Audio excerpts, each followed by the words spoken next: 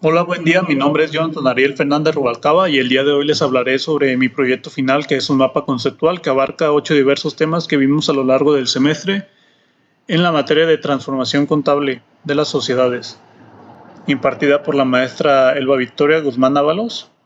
Y bien, dando inicio a esta presentación, el primer tema es el superávit, que es un excedente, es la diferencia positiva entre ingresos y gastos o entre activos y pasivos, dependiendo del contexto.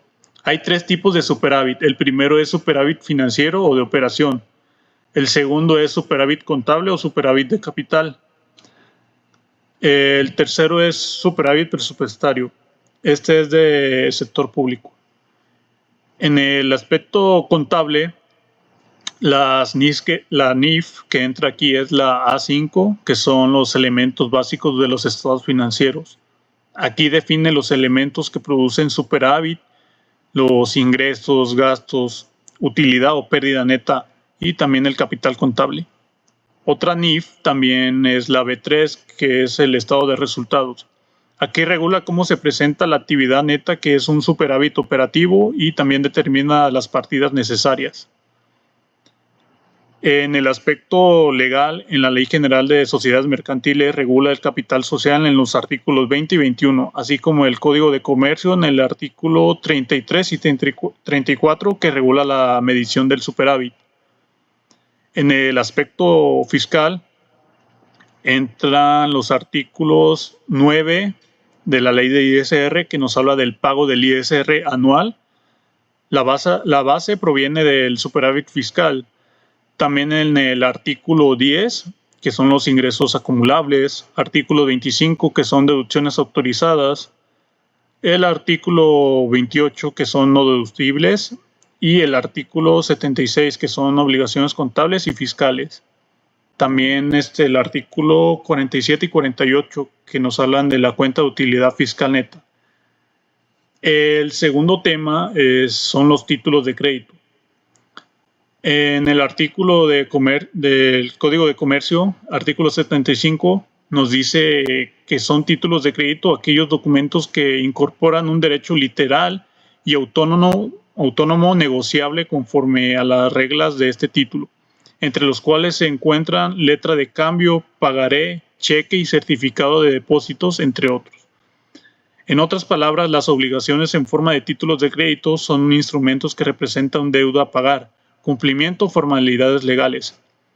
Algunos tipos más comunes son la letra de cambio, el pagaré, el cheque, el certificado de depósito o bonos o obligaciones bursátiles. En el aspecto contable, la NIF que entran aquí es la C1, que es el efectivo y equivalentes de efectivo. Aplica si el título de crédito es de fácil realización en efectivo. También entra la NIF C2, que son instrumentos financieros a corto plazo. Aquí regula los registros de derecho de cobro y obligaciones de pago derivados de títulos de crédito.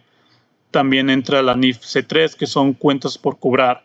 Cuando una empresa tiene derechos de cobros derivados de títulos de crédito, se reconoce en esta NIF. En el aspecto legal, las obligaciones como títulos de crédito están reguladas principalmente en el Código de Comercio, en el artículo 75 a 245. Aquí plasman la definición y las reglas sobre los títulos de crédito. También los tipos que son la letra de cambio, el pagaré, cheque, certificado de depósito, etc. Estos se ven en el artículo 182 al 201, que son los pagarés, aquí se ven. En el artículo 170 y 181 al 181 son las letras de cambio. En la ley del mercado de valores se establecen bonos y obligaciones bursátiles y regula la emisión y colocación de obligaciones en mercados públicos. En el aspecto fiscal, aquí entra el Código Fiscal de la Federación, artículo 28, que son obligaciones de llevar la contabilidad.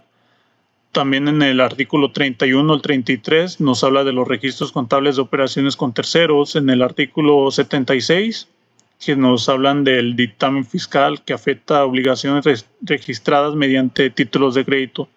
la ley de ISR artículo 18 al 20, que nos habla de la determinación de ingresos acumulables y deducibles, artículo 24, de los intereses pagados por las obligaciones financieras que son deducibles cuando se soportan con documentos, como títulos de crédito. Y también el artículo 76 y 76A, que nos hablan de deducción de intereses de vengados y gastos derivados de títulos de crédito. En el artículo 18, 19 y 20 nos hablan de la determinación de ingresos acumulables y deducibles. Y el otro tema es la escisión. La escisión es un proceso mediante el cual una sociedad transfiere parte o la totalidad de su patrimonio a una o varias sociedades existentes o de nueva creación, dejando de existir parcialmente o totalmente. Es a diferencia de una fusión o la transformación puede ser total. La sociedad desaparece o parcial. La sociedad se conserva parte de su patrimonio y continúa existiendo. Los aspectos contables son la NIF B6, que aquí nos habla de estado de cambios en el capital contable. Aquí se regulan los movimientos de capital contable derivados de reorganizaciones corporativas, como escisiones. El superávit, reservas y capital social se ajustan según el valor contable de los activos y pasivos transferidos. También la NIF aplicable aquí es la C1, que son efectivo y equivalentes de efectivo, para registrar efectos de transferido en la escisión. Otra NIF que entra aquí es la C2, que son instrumentos financieros a corto plazo. Aquí regula el reconocimiento y baja de pasivos transferidos. Otra NIF que se encuentra aquí es la C3, que son cuentas por cobrar. Aquí se regula la baja y el traspaso de cuentas por cobrar a la nueva sociedad. La NIF C15 también entra aquí, que son pasivos financieros. Aquí se regula la baja de pasivos y obligaciones transferidos. Y en el aspecto legal, la escisión de sociedades se regula principalmente en la Ley General de Sociedades Mercantiles, en los artículos 228 al 233, que la escisión parcial y total, requisitos, acta de asamblea, informe de consejo de administración, aprobación de socios, etc. En el artículo 234 al 235 nos habla de la publicidad en el registro público de comercio. También en el Código de Comercio, del artículo 33 al 34, nos hablan de la obligación que debe de llevar la contabilidad que permite reflejar la escisión. En la Ley Federal del Trabajo también entra aquí el artículo 43 y 45, que es la sucesión de trabajadores y obligaciones laborales en el caso de la escisión. En el aspecto fiscal, aquí entra el Código Fiscal de la Federación, que son los artículos 28, 31, 33 y 76, que nos hablan de la obligación de registro contable de las operaciones. También entran la ley de ISR, artículo 14A y 15, que habla de las reglas de reorganización corporativa. Escisión no genera un pago inmediato de ISR si se cumple la condición fiscal. Y también sigue la fusión, que la fusión en las sociedades pues, es un proceso mediante el cual dos o más sociedades se integran en una sola, transfiriendo su patrimonio de la sociedad absorbente, la cual continúa existiendo. Aquí en el aspecto contable entra la NIF B6, que son los estados de cambios en el capital contable. También la NIF C1, que son los efectivos equivalentes. Y en el aspecto legal entran los artículos 229 y 233 de la Ley General de Sociedades Mercantiles. Para el aspecto fiscal entra el artículo 28 del Código Fiscal de la Federación. El siguiente tema es transformación de sociedades, que es el proceso mediante el cual una sociedad cambia su tipo o forma jurídica, por ejemplo, de una sociedad anónima a una sociedad de responsabilidad limitada. sin que se modifique su patrimonio. Es decir, la sociedad continúa existiendo, pero bajo otra forma legal. El aspecto contable, aquí las NIF que entran es la B6, que es el estado de cambios en el capital. Aquí regula los movimientos de capital contable, incluyendo reorganizaciones corporativas, se ajusta capital social, reservas, utilidades, reflejando la transformación sin alterar el patrimonio neto. En el aspecto legal, la Ley General de Sociedades Mercantiles, artículos 228 y 229, que aquí nos habla de la autorización de Asamblea General para transformación, la aprobación de estatutos y publicidad en el Registro Público de Comercio. En el aspecto fiscal, los artículos 28, 31 y 33, que hablan de obligaciones de llevar la contabilidad y reporte de transformación. El siguiente tema es la liquidación.